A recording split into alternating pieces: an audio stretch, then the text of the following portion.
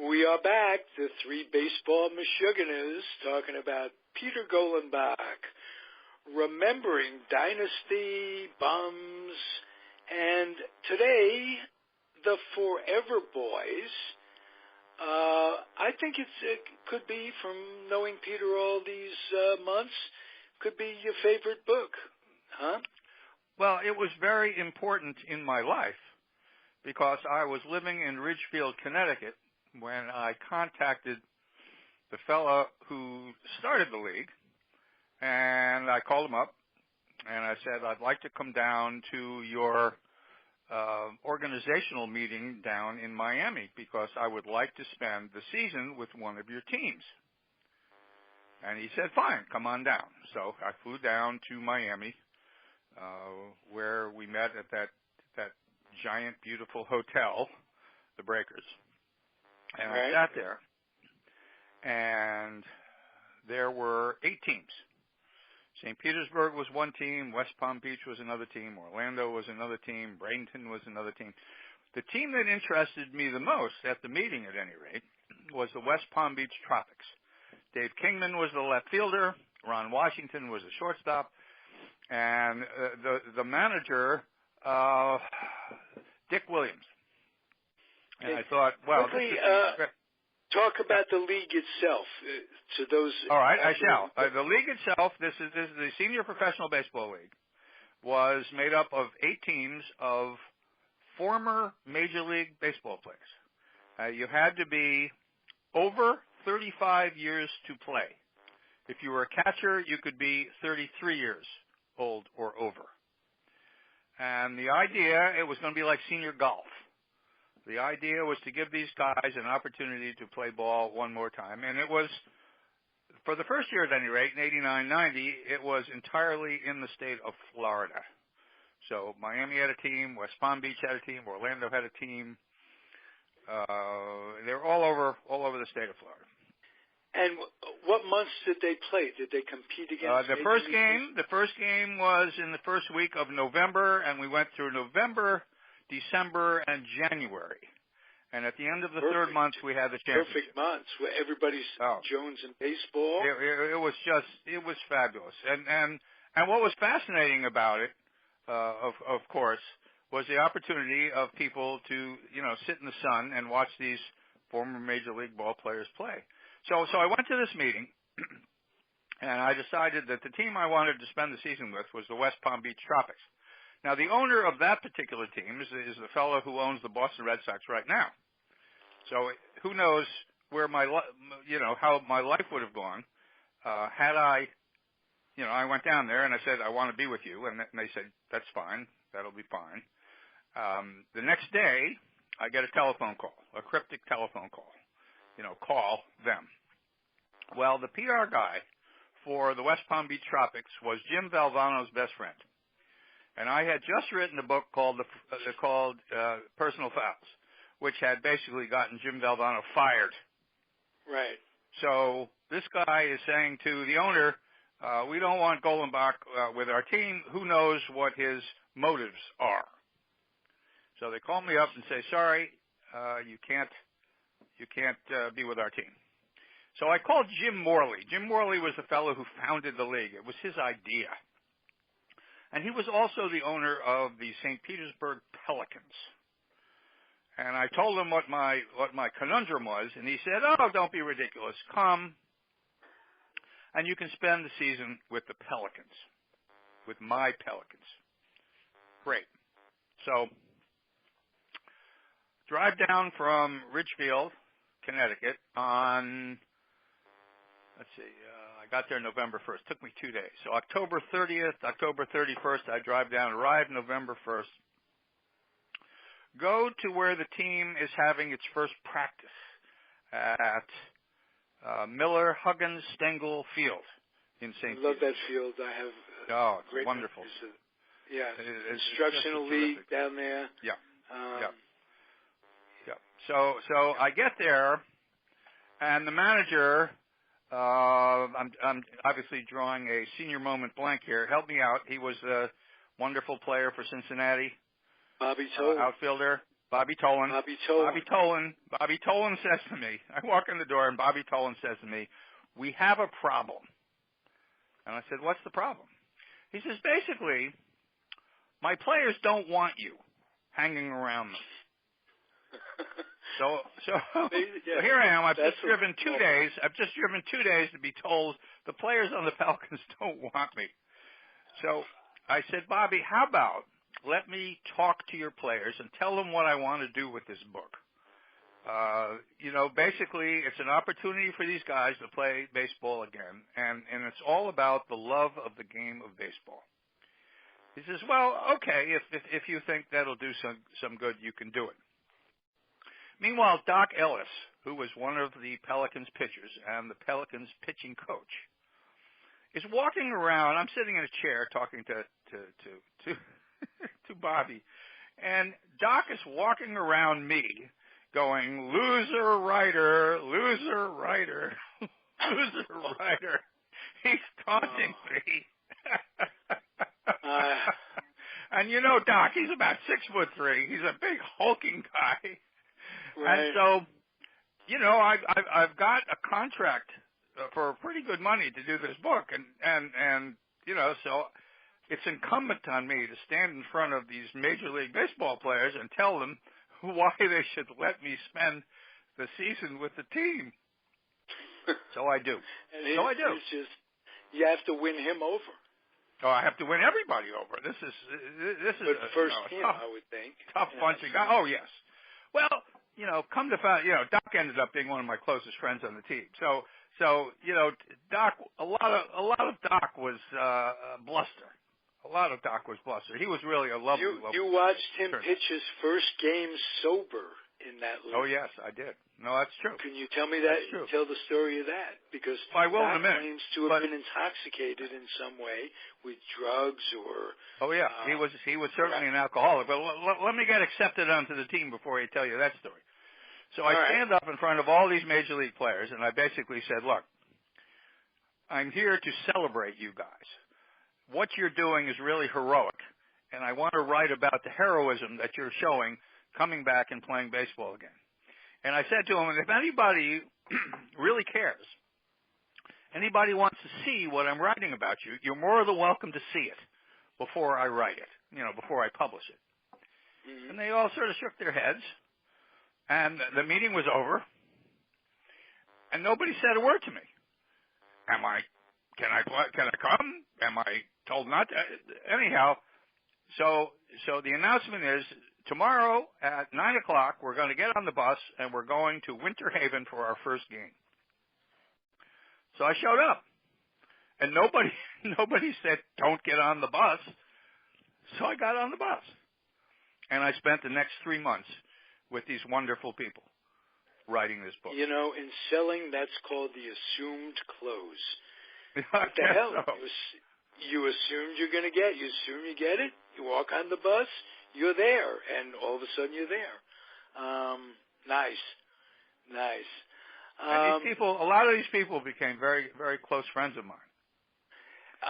We had a reunion. We had a reunion 10 years later at the Trop. A lot of the guys showed up. We had a golf tournament. It was a lot of fun.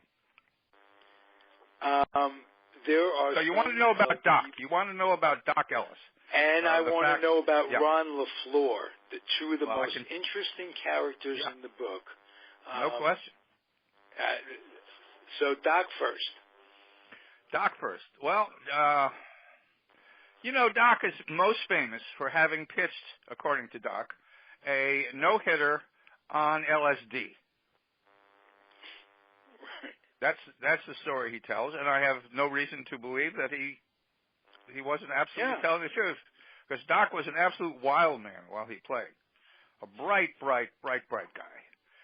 And also, he was a drug addict and an alcoholic who apparently, found sobriety prior to coming onto our team.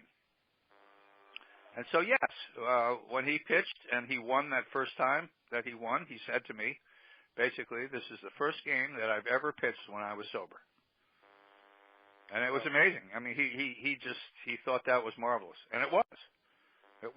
He was to me, a very interesting, heroic character. Wrote Ron LaFlore had a very wrote a sensitive, good book about his recovery and the number of people that he helps. And he did a wonderful book with Donald Hall. Yes, I remember that book. Yes, that's. I mean, that tells you a lot about Doc. You know, agreeing to do a book with. On him on What's that? HBO or Showtime. There was a documentary, and it's funny because when I did my book, I interviewed Doc, and quite a bit of the interviews I did with him appeared in that documentary. Wow! Oh, which really? Is very nice. Yep. That is very, very nice. Yeah, no, it was lovely. You write eloquently about the LaFlore,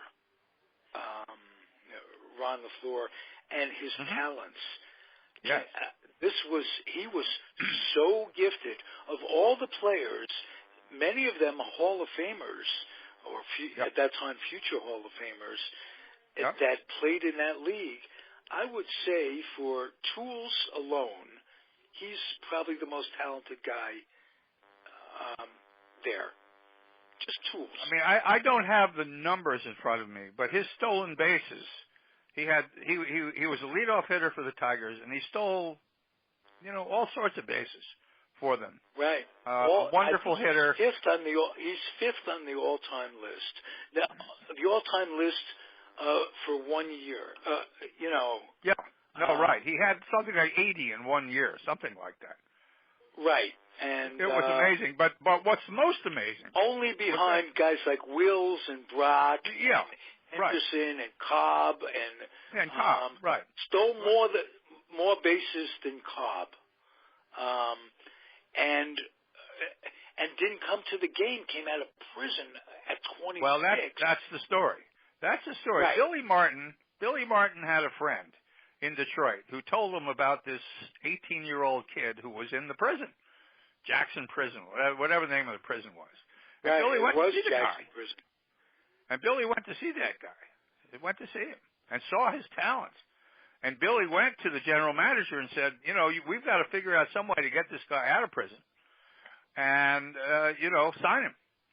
And LaFlore, when he was a kid, a teenager, had he and a couple other guys had gone and robbed a GMAC, I think it was, for quite a bit of money, and of course he got caught and was sentenced to a pretty damn good sentence. But because he had this baseball talent, and certainly the Tigers had a certain amount of pull, they managed to get him on parole. And it wasn't too many years after that Ronnie ended up on the Detroit Tigers. It was 1 year after he got out of prison. Yeah. He was playing on the Tigers. Yeah. Well, in 1989, he was done with baseball. He was older than 35 years old. I believe he was working as a baggage handler in the Sarasota airport, if I'm not mistaken. When this league, and that's the beauty of this league, is it took guys like that who really were rather lost. Because for so many baseball players, you're a baseball player starting when you're a 7-year-old. And it's what you do until, you retire. Once you become a major leaguer, and then you retire, and it's like, what are you going to do for the rest of your life? A lot of them just play golf. And Ronnie was sort of at sea. And this was a wonderful opportunity for him. Ronnie, unfortunately, was, I don't know, how do I say it? He was a pain in the neck. Dispositionally challenged. Yes. And so we ultimately ended up trading him to one of the other teams. But while he was on the Pelicans, I got to know him and, came to enjoy the guy very much. Okay. The third and final person that I want to ask you about tonight, because I'm a Mets fan, is Pat Zachry, the person that they sent Seaver to Cincinnati for with a shitload full of potential. And other players too. Wasn't Steve Henderson in that deal as well? Dougie Flynn. Dougie Flynn was one of them. Yeah. Well, Steve Henderson was our star player on the Pelicans. I see. What was interesting is both Henderson and Pat were Pelicans, which I thought was interesting because they had come to New York to replace the legendary Tom Seaver. Right. In part, of course, because Dick Young, for some reason, had hard feelings about Seaver, and said some nasty things about Seaver's wife in a column. And Seaver finally said, "I want you to trade me," and they traded him to Cincinnati. And of course, he was wonderful with Cincinnati, and the Mets suffered terribly. And quite frankly, Zachry, poor Pat, he suffered terribly because you don't want to be the guy who is replacing Tom Seaver. You just don't. And the fans were not kind to him. Were not kind to him at all. And he was this sort of soft-spoken Texas kid. And he was thrown into the big city. And obviously, no matter what he did, it wasn't good enough, which was a damn shame. But he's another one who I enjoyed having on the Pelicans and writing about. And he was very open and honest about what happened to him. They all were. All these guys were. Raleigh Fingers, one more, because Raleigh Fingers was not a Pelican. No, but he was one of those guys very instrumental in the league, and I thought you might have had some dealings. No, I have nothing interesting to say about Raleigh Fingers. Okay. I don't even remember Raleigh Fingers. Okay. Well, one of the really terrific things, though, is that there were some players who were really, really on the down and out. Guys who tried out, who were really, really hurting.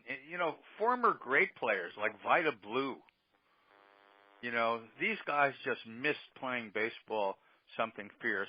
Who was the great Houston pitcher who ended up having J.R. Richards? Yes. J.R. Richards tried out. He must have weighed 275 pounds. He was just in no shape to play when he tried out. And apparently he had been, sleeping under a bridge. I mean, this former major league player was homeless, which is just, a terrible thing. I saw, a number of players who were just desperate to be playing in the senior league, even for $2,000 a month for the opportunity to play. It was a very interesting thing to see. Some, I'm sure, waiting for their pensions to kick in when they... Sure, of course. But look, you're 38 years old. You're not going to get your pension for a while. Well, no. I think in baseball, it kicks in when you're 40. 50. 50, I think. Yeah. I think it's 50. Yeah. Plus, the transition, you can take the baseball out of the guy's hand, but you can't take it out of his mind. That. No, you can't. Or his heart. And that's why I called it the Forever Boys. I called it the Forever Boys for that reason. And I see what you mean about the tagline. I'll read the entire title. The Forever Boys. The bittersweet world of Major League Baseball as seen through the eyes of the men who played one more time. Mm-hmm. Beautiful. What? Just to play that. Yeah. That one more time to get up there. One more time. With something, including guys. One of our wonderful players was Lenny Randle.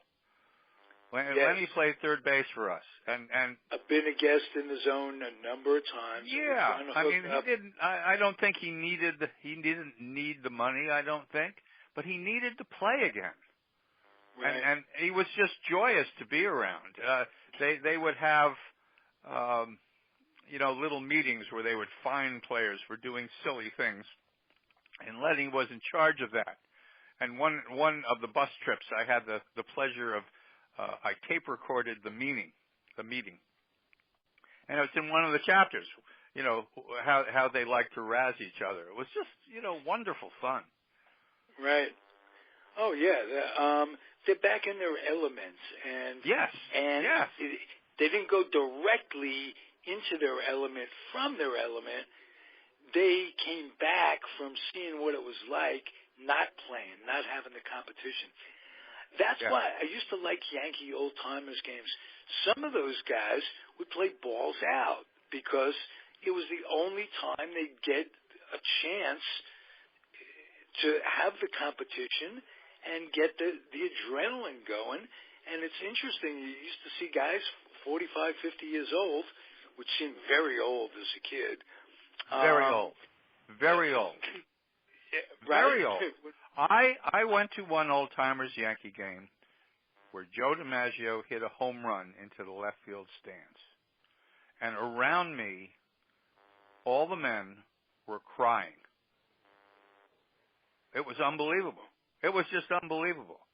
And flash forward to another old-timers day that I'm at, and Mickey Mantle, who has retired, he retired in 68, so this was probably in 70 or 71.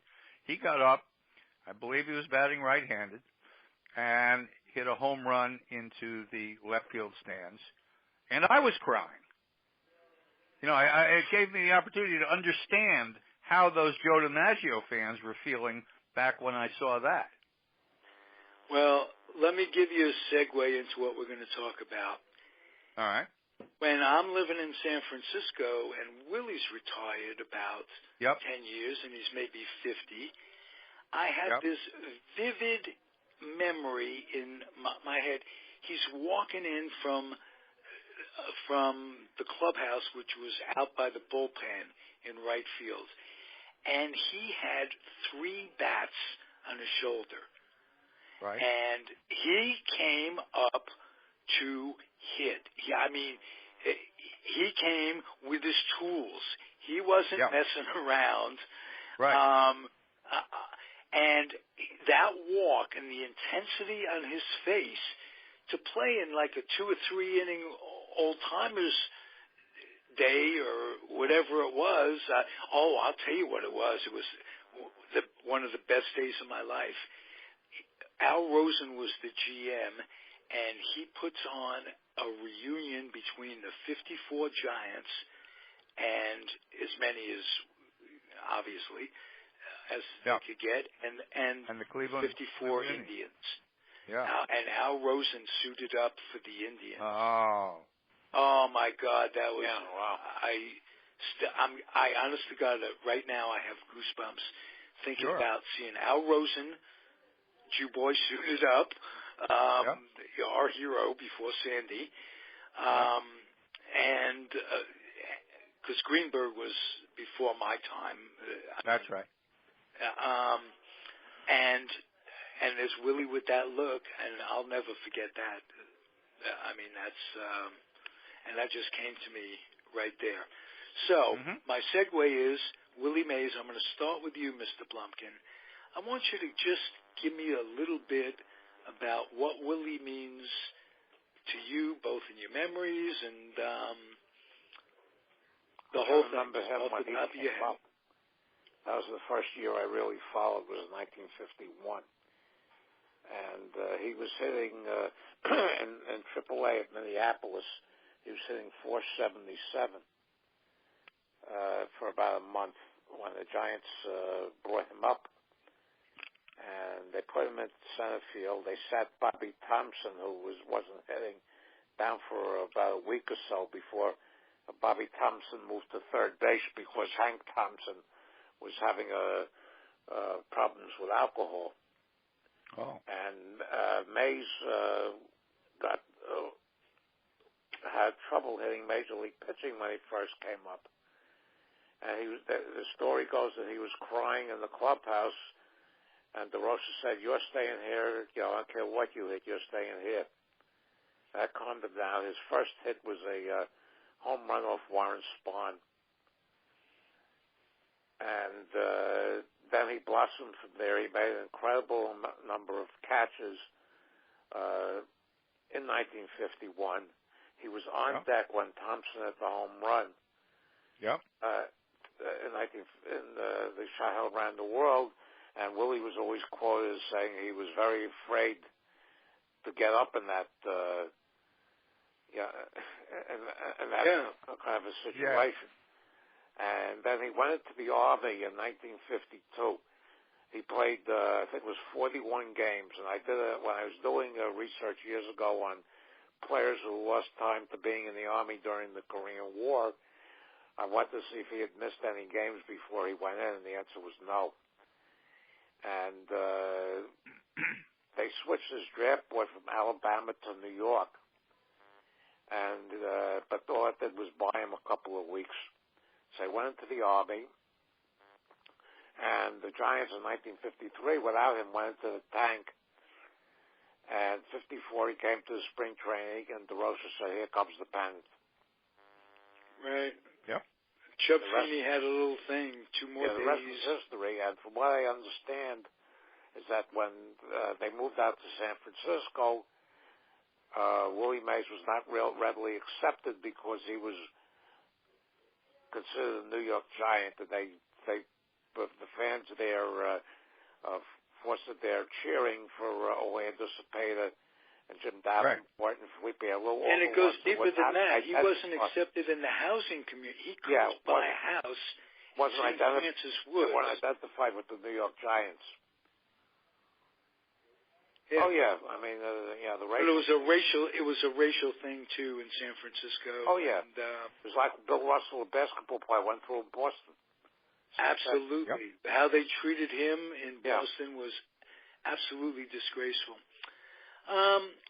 Can you tell me, Peter Golenbock, anything about Willie that you might have heard through your friend and confidant, the late Monty Irvin?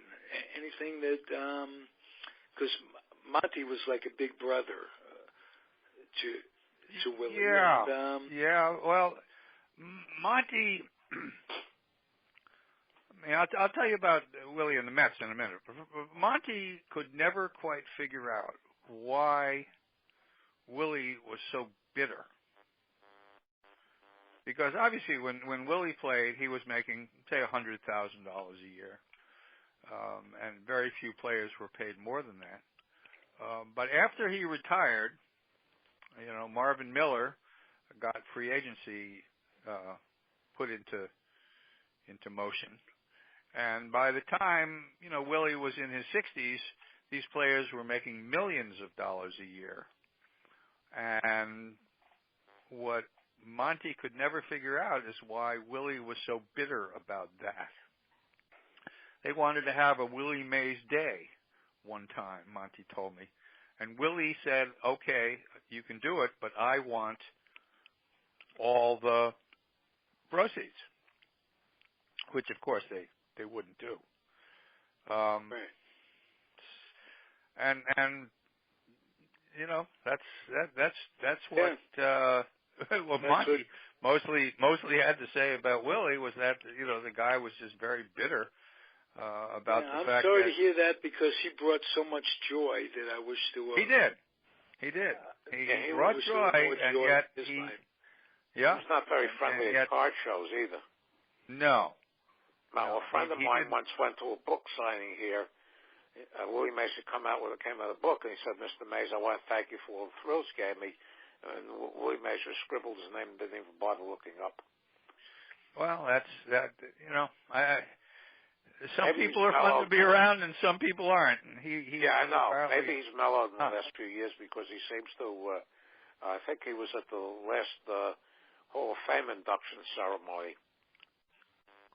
Well, he doesn't want to be forgotten. No. But nobody wants to be forgotten. Yeah. No, I know it. It must be very. I'd like you guys to listen to the show. Wait, let me tell you about the Mets.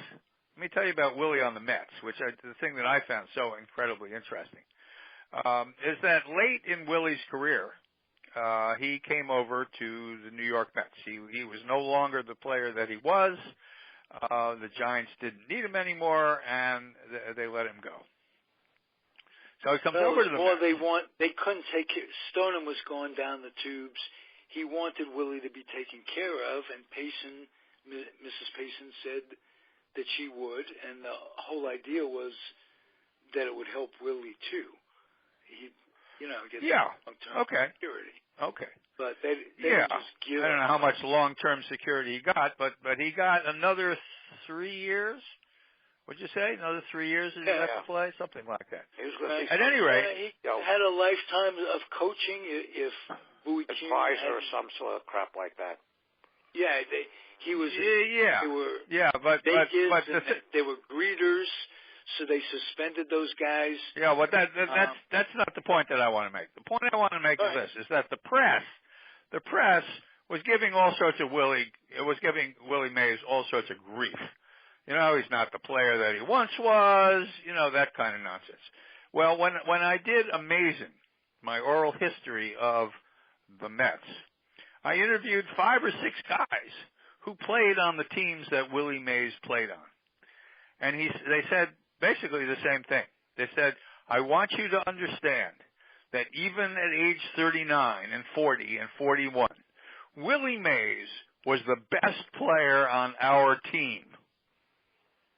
Wow. They were very, very specific about that. That whatever you read about the criticisms of Willie Mays that he couldn't play anymore and he no longer had legs and all the rest of that, he was the best player on our team. I loved that. I really did. Hey, thank you guys. You're welcome. A funny story involving Willie Mays. Please. Okay, I read this in several places that Whitey Ford could never get Willie Mays out in All-Star games. And they had one in San Francisco. I think it was the second game in 1961. That was the one where Stu Miller was blown off the mound. Right. So Ford and Mantle got out there early, and they went out golfing the day before, and they charged everything to Horace Stoneham. Yes. After about $500 a piece. And Stoneham said, "I'll let you guys off if Ford strikes out, gets Willie Mays out in tomorrow's All-Star game." So Whitey gets 2 strikes on him, loads the ball up with a lot of saliva, throws a spitter to Willie, and for once Willie struck out. And Mantle is jumping up and down in center field, and nobody could understand why. Like he won the World Series. Whatever, few bits they served, they saved by Ford loading up the the All-Star game, he could get away with it. Yeah, that's great. Great I heard story. He scratched the ball on his wedding ring. Oh yeah, Whitey had a lot of tricks. Yeah. And wow. It's funny, but when they played against each other in 1962 World Series, neither Willie or Mickey had a very good series. No. But Willie would have taken the plate, whereas Whitey Lockman held up Matty Alou, and Matty Alou was fast, too. Yeah. That could have turned that series around. And Willie said later, I'd have taken the plate. So he had it all. He closest thing to Jackie Robinson in terms of someone who could take a game and totally take it over. He probably would have been the first one to challenge Ruth's record of 714 if he didn't spend a year and 2/3 in the Army. That's true. Yeah, well, that might have been Williams.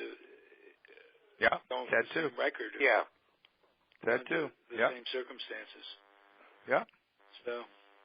Okay. Time next week, gentlemen. All right. Thank you again. Fun. Okay. Thanks for everybody. signing us on and off, Mr. Blumkin. Thursday. You'll push the button, and we'll be back next week. Okay. Have a great one, guys. Bye-bye. Thank you again.